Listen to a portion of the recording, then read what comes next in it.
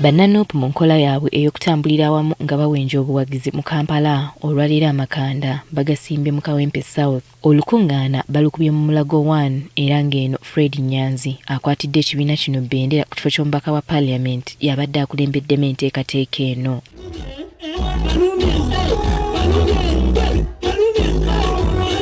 Abantu basoose kusanyusibwa abayimbi ab'enjawulo okubadde muto wa Fred Nyanzi, Dax Vibes, eyeegwanyiza eky'omubaka wa Busiro East Mathias Walukagga, Rain n'abalala. Abeegwanyiza obwa kansala be basoose okwogerako eri abantu n'okubasaba okubalabiranga ddala ku lunaku olw'okulonda. People power! Our power! Amuli Proscovia, nga nze ntwala wano.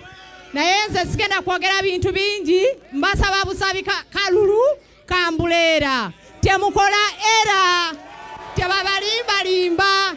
Ne Mmeeya wa Kawempe nga naye yeegwanyiza okuddamu okukulembera division eno Emmanuel Serunjogi aliko obubaka bw'atuusizza eri Bannakawempe. Eryabeeranga ery'amazzi bwe bulamu nga tosula bwayise nga kati amazzi tegakyali bwayise tugawulira eri mu kibuga okwo kulwana kulaba nga Kawempe ekulaakulana.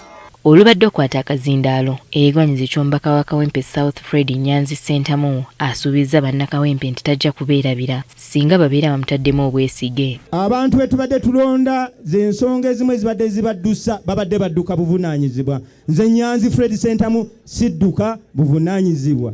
Oluvannyuma onannyonnyodde Bannakawempe South by'abategekedde mu manifesto ye. Wano wabulawo eddoboozi.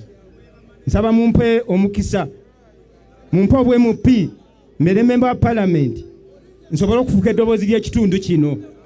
Ate nze sigenda kwekweka.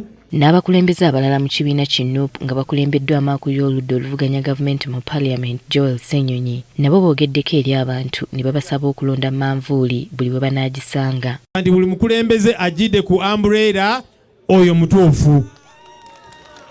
Ate nga tuba tumwinako obuvunaanyizibwa.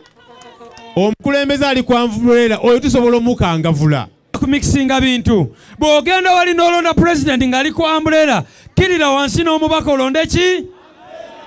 Oluvannyuma Nyanzi akwasiddwa akabonero k'ekibiina mu butongole okukwatira NUP omumuli mu kitundu kino. Bannaye ku lwa pulezidenti waffe Kyagulanyi Ssentamu Robert ku lw'ekibiina kyaffe chairman kwata fulaga.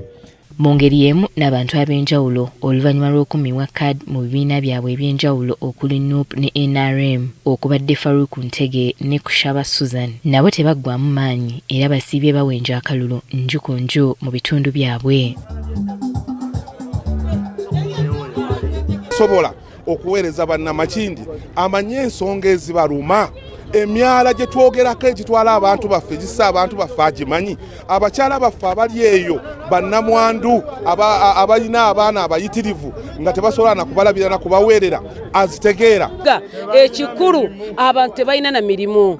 Embeera gye balimu emyala mibi, embeera kwegamba mbi yeetaaga okuba nga bafuna omukulembeze nga nze.